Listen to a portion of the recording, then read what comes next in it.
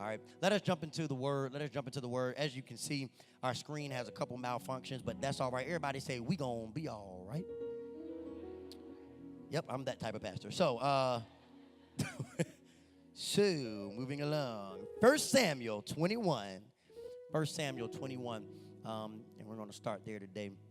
We're gonna move past it, and I'm gonna be extremely clear, hopefully, in the point, so that even though the screen isn't working, you will be able to leave with every point in mind. Amen. First Samuel 21. First Samuel 21. And we're going to start at verse 10 today. I'm reading from the NIV. We're going to start at verse 10. Verse 10. I'll give you a little more time today because I know most of y'all don't really bring your Bibles no more. You just expect the scripture to be on the screen. Some of y'all real messed up. Like, we got to turn in our Bible today? Like, what kind of church is this? I love y'all. First Samuel 21. Verse 10 through 15. And it reads like this. Y'all got it? Say, I got it. That day, David fled from Saul and went to Achish, king of Gath. Everybody say Achish. All right. But the servants of Achish said to him, isn't this David, the king of the land? Isn't this the one they sing about in their dances? Saul has slain his thousands and David his tens of thousands. David took these words to heart and was very much afraid of Achish, king of Gath. So he pretended to be insane. Everybody say insane. In their presence. And while he was in their hands, he acted like a madman, making marks on the doors of the gate and letting saliva run down his beard. And Achish said to his servants, look at this man. He is insane. Why bring him to me? Why bring him to me? Go to 1 Samuel 22, just a chapter over. 1 Samuel 22, just a chapter over. We're going to read verses 1 through 3 there. 1 through 3.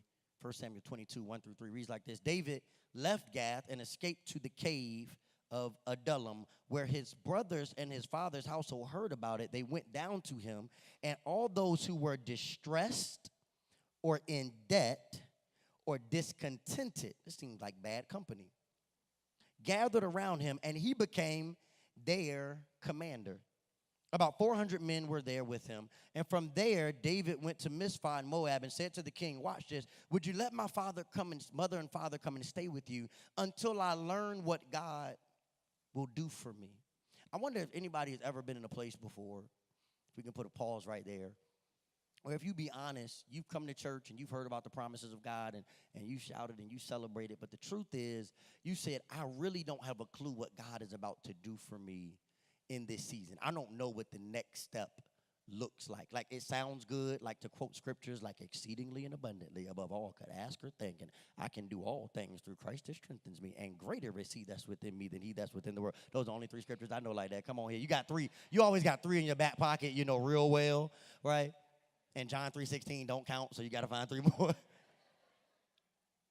But when you leave all of that, and you get back to your house and the financial situation hasn't changed, or you get back to that relationship and it still seems like y'all are arguing, and then when you get back to that health situation and the doctor's report hasn't changed, and when you get back to that dream or that goal and it seems like you keep facing wall after wall, opposition after opposition, no after no, and rejection after rejection, I wonder if anybody has ever been in a place like David where you say, God, I'm just trying to figure out what in the world are you going to do for me?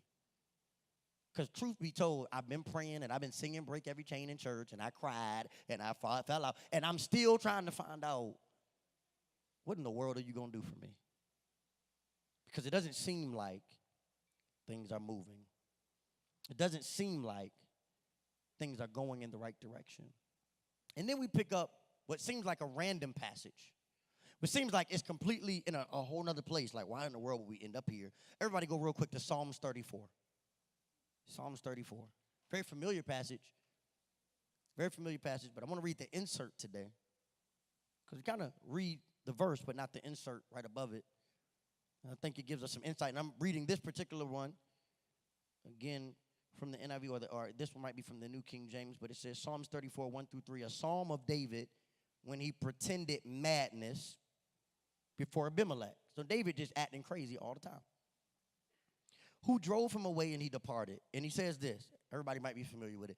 I will bless the Lord at all times, and his praise shall continuously be in my mouth. My soul shall make boast in the Lord. The humble shall hear of it and be glad. Oh, magnify the Lord with me, and let us exalt his name together.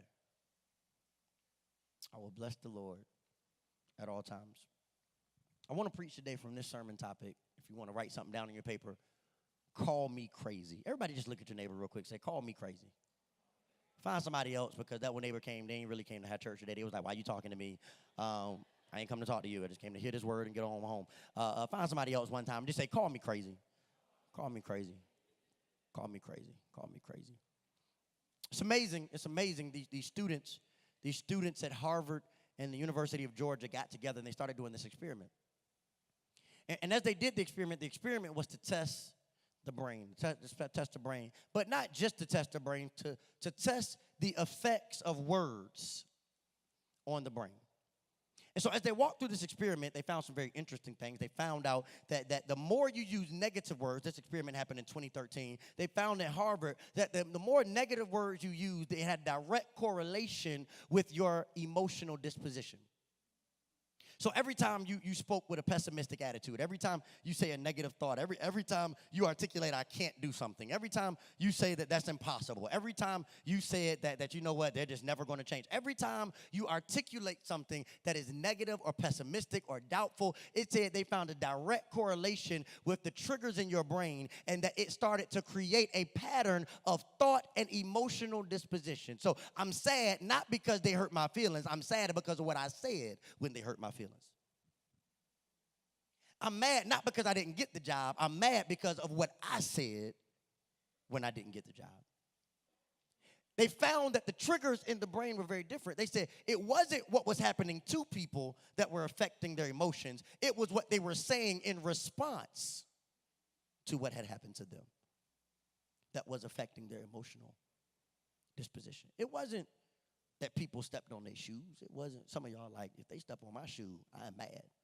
It wasn't that they didn't get the promotion. It wasn't that the opportunity passed them by. It wasn't that they lied or their integrity was an issue. It was simply that whenever they responded in a way with their words, everybody say words,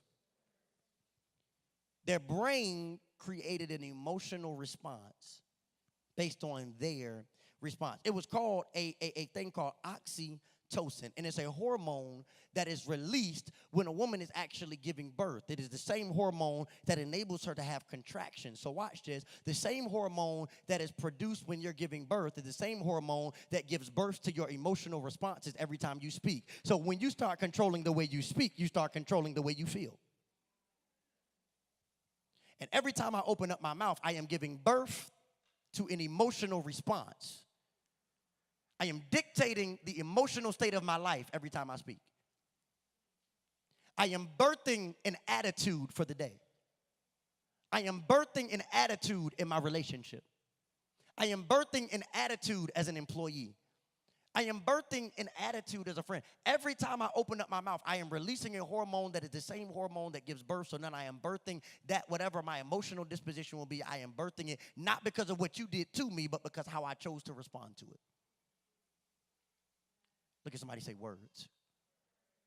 One of the most, I think, overlooked aspects of our spirituality. That we spend so much time focusing in church on what other people do to you or what things the enemy is doing to you, and not enough time focusing on what have I done to myself because of my words. What emotional issues, what emotional barriers, what emotional balancing act have I created, all because I chose to respond to my issues in a way that was contrary to the word of God. I love what we see here with David, because you have to understand whatever controls your words controls your life. Say that one more time, because I pray 3 people write that down today. Whatever controls your words controls your life. That's why you can't walk into a room with your ex, because as soon as you see him, you get frustrated. And you be like, that trifling dog. And words have now controlled your emotional disposition. That's why some of us can't walk past. You know, we go around the place we used to work. They let us go. I don't even like it. Girl, if I walk by there, I might blow it up. Fellas do it too. You know, we do it too. Like, we still hold grudges from the basketball court. I love people who were supposed to make it to the NBA. Nobody just gave them the memo that they were 5'4". And they play like they be mad, like, yo, you won't playing hard. Bro, it's rec league. Bro, this is the veil. Nobody going to the league after this. But their reaction to an issue, a moment, they thought this was my shot. No, it wasn't. It wasn't. I mean, come on, everybody knows one person who's still trying, right? Like, they play hard. Like, they go, like, I love people who are in the gym doing that. Like, you're never going to be a bodybuilder. I don't care if you lift more weight than me. Take that off. They be like, it's your goal. Come on, bro, man up. No, man down. I'm going to live when I leave here, bro. Lightweight, multiple reps. I'm just trying to keep my wife. You playing. My wife ain't going to leave me. I ain't trying to look better than you. I'm just trying to keep mine, bro, for real. But they're working hard. And they get frustrated. They will leave a pickup game. And the rest of that day is mad because now they're talking about it all day. Bro, let me tell you what happened to me. And the words, the power of your words, the power of what happened at your job, the power of what happened at church, they told your seat. They know you always sit in the front, Faith. And then all of a sudden one Sunday, you walk in, I know they're not in my seat. Now you can't get nothing from the Lord because your blessing got blocked. And we want to blame it on others, right? We want to say, well, if they wouldn't have did this. But what the studies and the research have shown, it has very little to do with what they do to you and more to do with how you respond to it. And what if you were allowing some things to control you in life? What if you were allowing some people to control your words? What if you were allowing some situations to control your words? What if you were allowing some situations to control your conversations that God said if you really understood the power, this ain't the devil being busy. This is just you not having control over your emotional responses because you don't control your words. You got to change the way you talk. And I love what David does here. David is in a similar position as all of us. David is struggling. David has been told he's going to be the king, right? So when we see David's story, we love to talk about the beginning and the end, right? David starts off, and they come to him, and the first time we meet David, he's approached, and he says, hey, you're going to be the next king of Israel. Wow, that sounds great, because right now I'm a shepherd making minimum wage. So king sounds real nice. And so then the prophet leaves. And now it's just him. And he's still a shepherd. And we never think about that in context, right? Like that's exciting. Like, you're going to be this. But what about that season where he had to keep being a great shepherd? And the promise hadn't yet manifested. So we always are getting prepared, but we found out, watch this, that it was in his season of being a shepherd that he was using his slingshot so that when the opportunity came for him to conquer Goliath, he was what? Prepared. Everybody say prepared. And so your promise always starts with a season of preparation.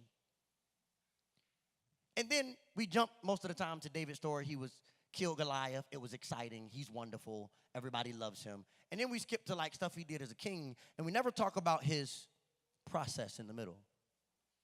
His preparation is evident. His promise is evident. But somewhere in the middle, there's a process that happens. And this is where we pick up David's story because he's in the palace. He's doing well. Trey, everything is good. Like, he's chilling. He's getting some people feeding him grapes, and he can walk around with open-toed sandals, and everything's wonderful because he's in the palace. And then all of a sudden one day, Saul gets an attitude, and now he's on the run, and we pick him up in this passage in the wilderness, and he has to pretend to be crazy in the city of Gath.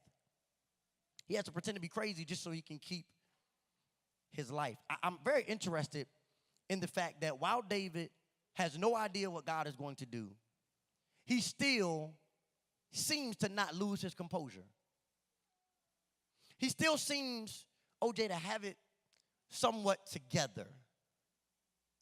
Like he acts crazy specifically to get out of this position that he's in, this compromising position where when you understand the times, he could have been put to death if he would have just been acting regular. But he does what he needs to do to get out of this situation. And now we pick him up at a very interesting place. He's in the wilderness, and it says he shows up to the cave at Adullam. Now, this is important, y'all, because it's amazing what happens when you understand the power of your words. Because Jesus said he could raise the dead with his words, and Jesus healed people with his words, and God created the earth with a word. And if we ever understood that he said, the same power I leave with you. And so when you start taking control of your words, there's some situations that you've been struggling with, and God said, you're waiting on me, but I'm waiting on you to realize the power is in what you speak. You got the ability to change the situation, but you won't speak on it. You got the ability to change your emotional disposition, but you won't speak on it. And some of you got to leave here today and make a decision to say, I'm taking control of my words again. So when I want to be frustrated, I'm going to say the devil is a liar. I got confidence. And when I want to feel insecure, I'll say God didn't create me for average. And when I want to say I'm giving up on this, I'm going to say, God, I will not be defeated. You got to start taking control of your word. Now, David shows us something interesting, because you would think that he would pen the next phrase to match his situation. God, you told me I was going to be in the palace. You told me I was going to be king. And then you got me in the cave. There ain't nobody in the cave. Look at who the Lord brings to him in the cave. Everybody see this in the passage. 1 Samuel 22.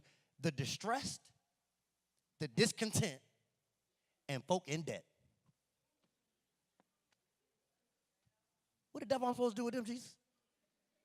I mean, they can't help me. And how many of us look at people all the time and be like, what in the world, God, what in the world I'm supposed to do with these folk? You done put me in this job. What in the world I'm going to do? God, like, this is the place of your promise. The devil it is. They broke just like me. What the world are we going to do together? Y'all going to start a business together. With what capital? I looked at their bank account, Jesus. They needed me to pay for their breakfast. And we look at God all the time, right? Like, God, I know what you said, but what I see right now says something different. Can I get an amen, somebody? All right, just making sure I'm talking to the right church today. And so what does David show us about the cave? I think something happens at the cave. 3 things in particular, because I came from a Baptist church. And so they always got 3 points in the hoop. So here we go. 3 things happen in the cave. Can I tell y'all what happens in the cave? Can I tell y'all what happens in the cave? Can I tell y'all what happened in the cave? Number 1, the cave stretched. Watch this. It stretched their character. Everybody say character. Now, character isn't a word we talk about in our culture anymore as much, but character is a very interesting thing, because David, even in the midst of being in an enemy's territory, still honors God. How do I know that? Because it tells us that he ran to Achish, a city of Gath. Gath is a Philistine city, okay, for my Bible readers. Goliath was a what? Okay, a Philistine. So he kills Goliath, who's a Philistine. He's an enemy of the state.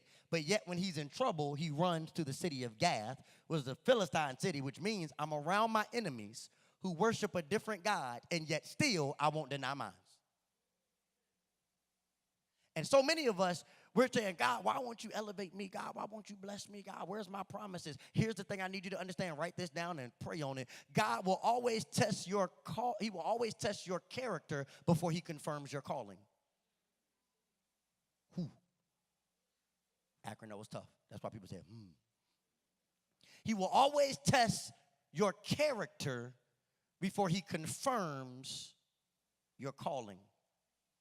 I love a quote that I heard about character a while back. Character, it was said, is reputation is what people think about you. Character is what God and the angels know about you. Very interesting. A lot of us present to people an image of ourselves that we are really not. You know, we're really chameleons. We adapt to the situation. We go to our jobs and we become one person. Come on, let's be honest. We walk into our jobs and be like, God bless you. Hi. No, I'm just so happy to be here. Yes, the Lord is blessing me right now. You should come to my church, the Life Church. Yes, it's great. Right? And then you go home and you be like, this is stupid. I hate this job. These people get on my nerves. Tell the truth. Some of y'all did that this week. Like, I don't like this job, but I got to keep it. So, hi. How are you? Lunch? Of course. And then you text your friends on the way, man, they invited me to lunch. I got to sit here with them for 45 minutes. She better not walk past my cubicle. Come on. Can I get a witness? Anybody did it this week? Come on. Come on. Come on. We do it all the time. We do it with our relationships, right? We be like, we're so happy. We love each other. Selfie, me and my boo. Women Crush Wednesday every day. Now we do Women Crush every day. Man Crush every day. And then people leave and you be like, you sleeping in your room. Don't even try to come in here. Fellas be like, I'm just sleeping on the couch, dog. Don't even worry about it. Don't even worry about it. You ain't invite me. So don't worry about it. I ain't going to make no investment. Only the people who was here last week caught that. I don't want it unless you're invited. But when people come over, we put on face. We come to church. I remember when I used to be in church. Let me see if I got any witnesses who could testify to this. My mama used to be like fussing with my dad, right? Like I remember one time in particular, they got into this big argument on Sunday morning. My mama took all the drawers out. She threw his clothes all on the front lawn. Just clothes everywhere. Come on, somebody. My mama was a G, okay? I don't know what happened that day, but, you know, I caught the story a little later. Anyway. And then I remember us getting in the car and going to church. We pulled up in the parking lot. Mama said, now look. Don't be telling everybody our business. What happened in our house, stay in our house. So then what I'm taught to do is walk in church and be like, how are you doing? I'm great. Everything is awesome. School is great. I love my family. My dad's clothes are on the lawn. We're doing a yard sale.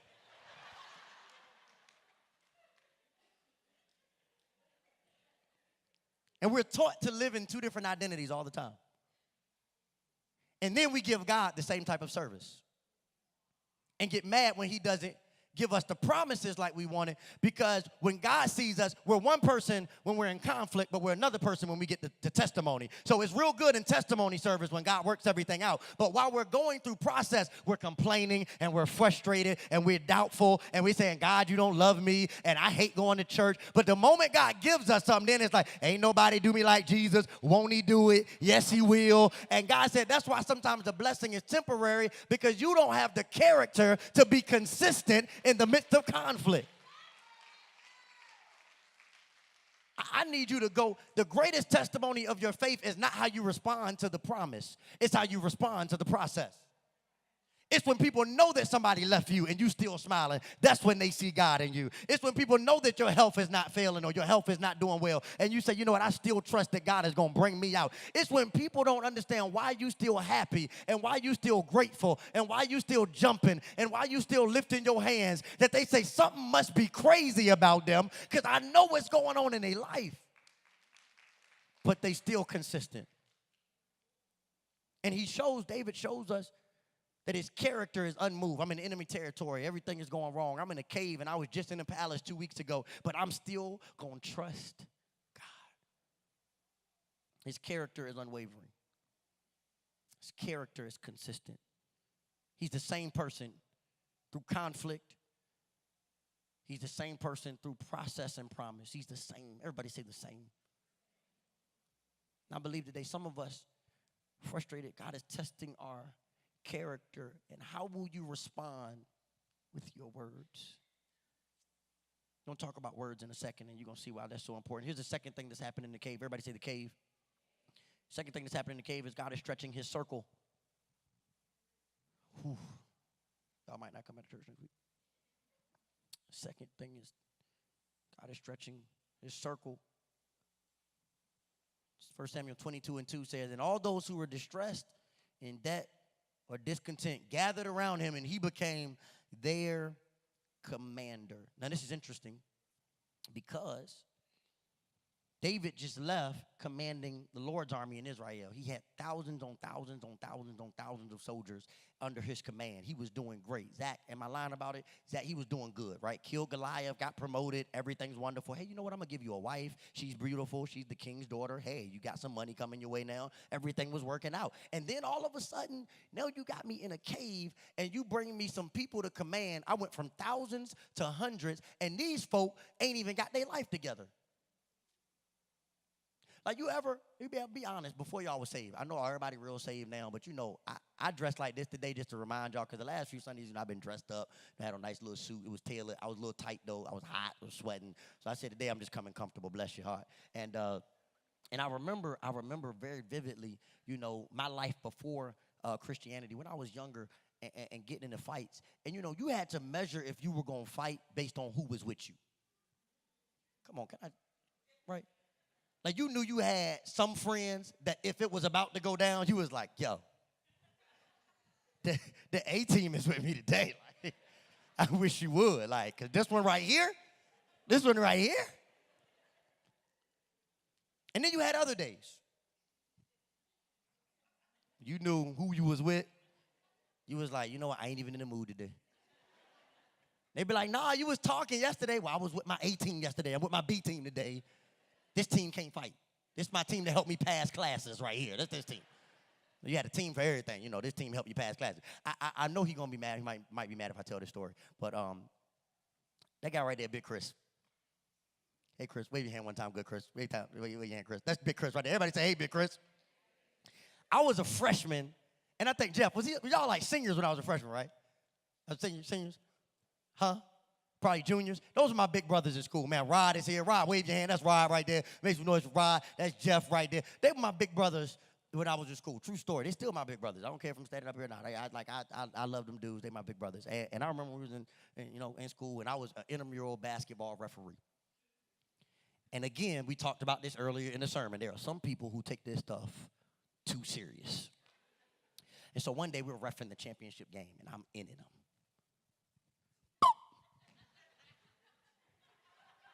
And y'all know I can't run that good, so I was always behind the play. So we'll talk about it later. And so reffing, and it comes down to the end of the game, and I make a call that this dude didn't agree with. He won't call no names out. And all of a sudden, I'm about to get beat up.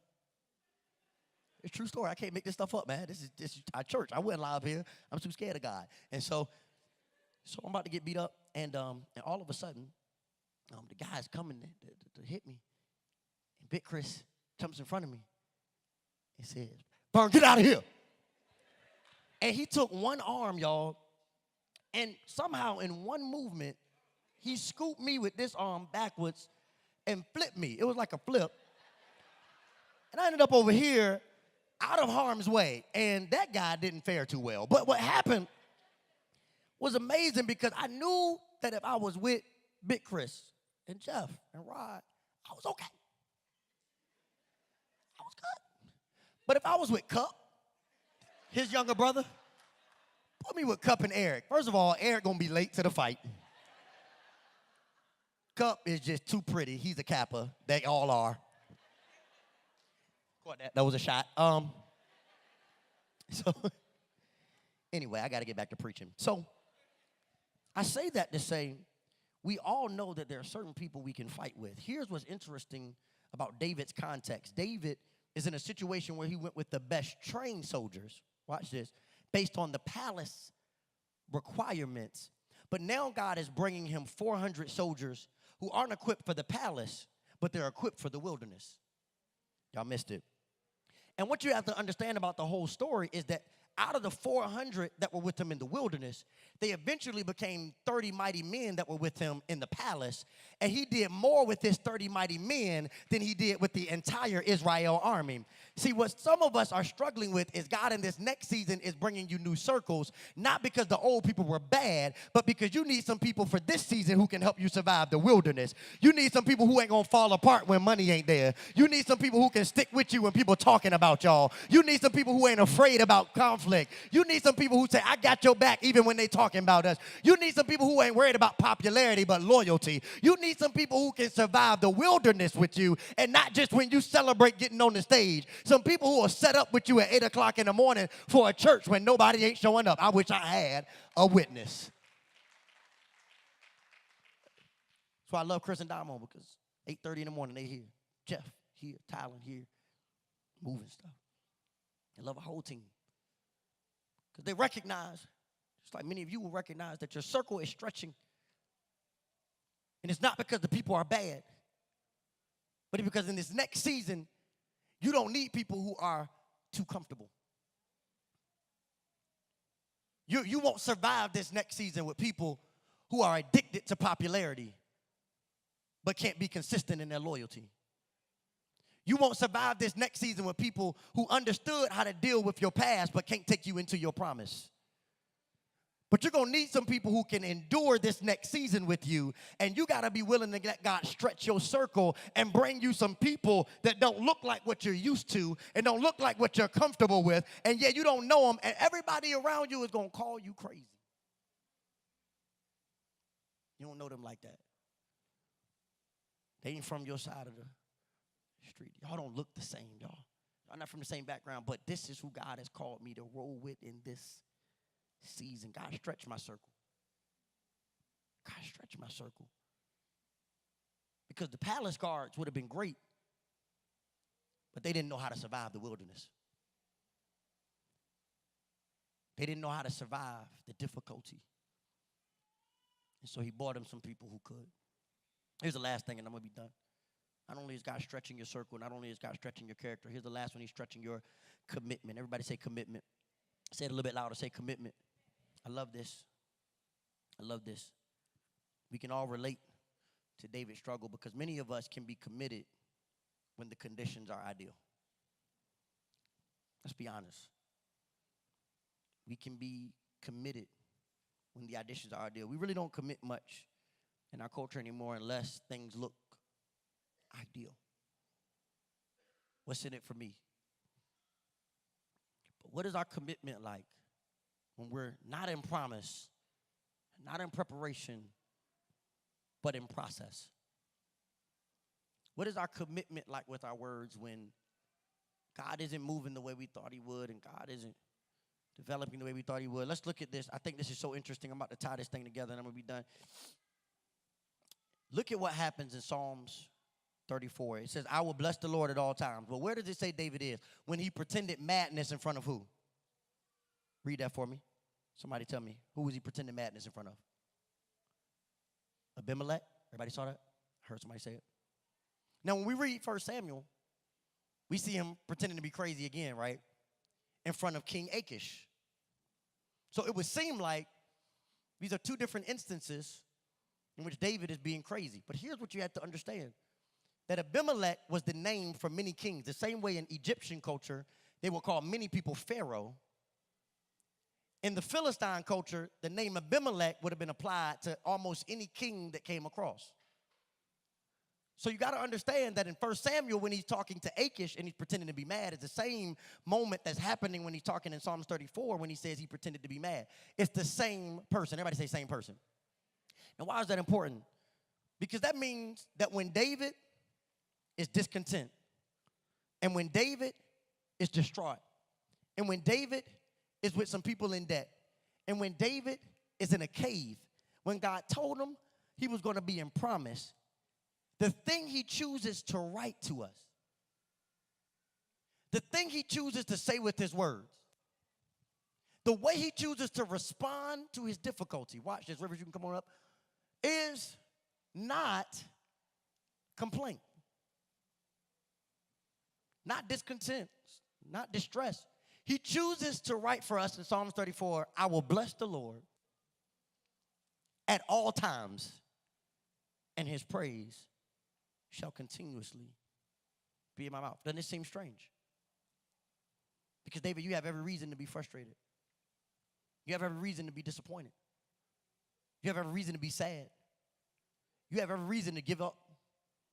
You have every reason to be mad at God. But yet you choose to coin the words for us. I will bless the Lord at all times, and his praise shall continuously be in my mouth. And I wonder how many of us in the room today have started the year expecting God's promises, but we're dying in God's process. That January 1 hit and we made some plans for our life.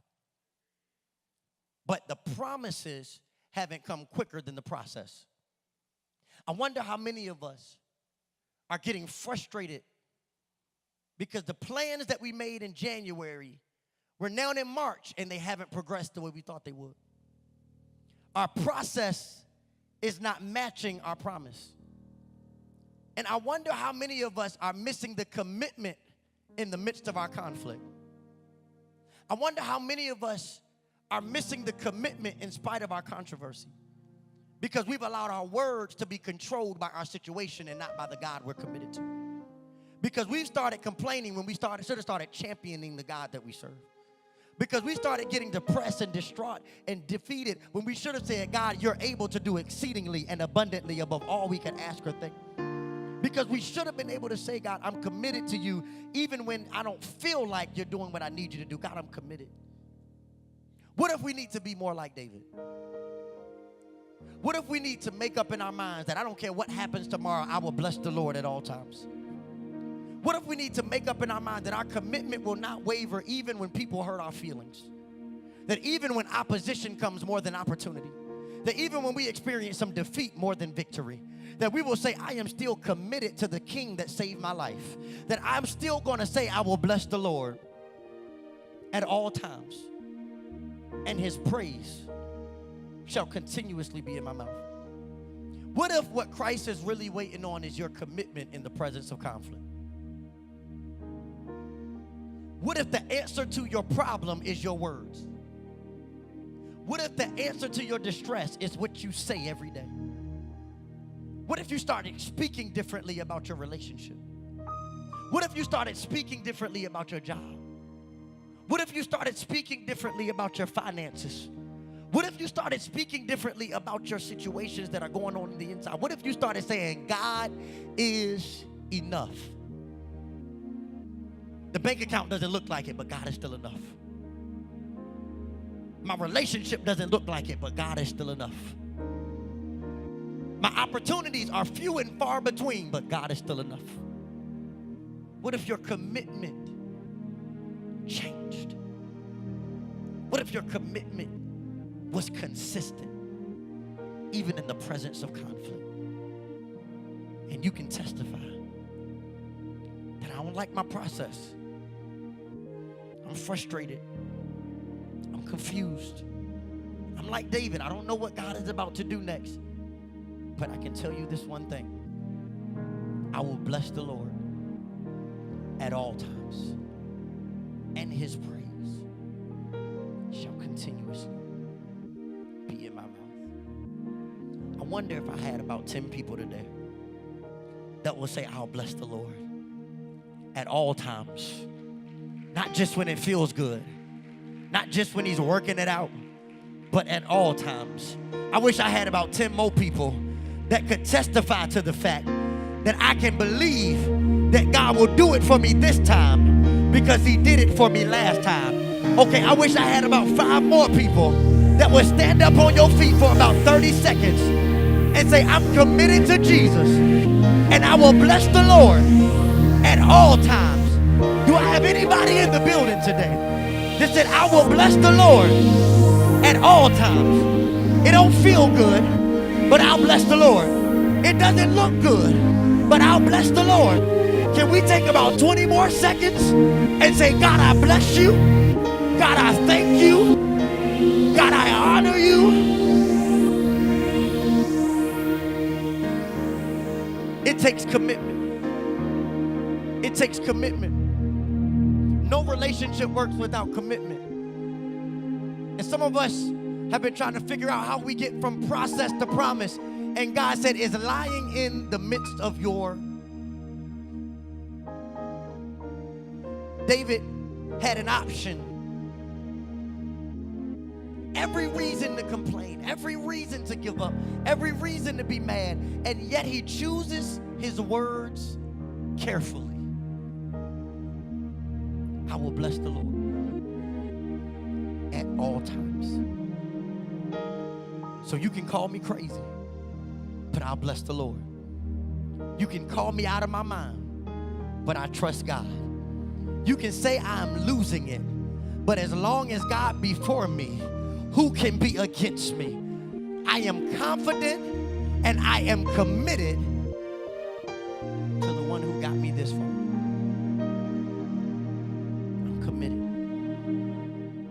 And I believe so many of us in this room are in the place. We've approached March. And God said, tell the people that they are not going to die in the process. Somebody needed to hear that today. God said, tell the people they are not going to die in the process. That the promise is still alive and well. Just stay committed. Let me stretch your circle. Let me stretch your character. Let me just stretch you. Everybody say, just stretch. Say it a little bit louder. Say, just stretch. Let me stretch you a little bit. And if you can stay committed. He said, God is enough. He's enough. I know the finances aren't where you thought they would be, but I'm enough. I know the people aren't what you thought they were going to be, but I'm enough. I know the opportunities aren't where you thought they were going to be. I'm enough. Stay committed. Stay committed. Let them call you crazy.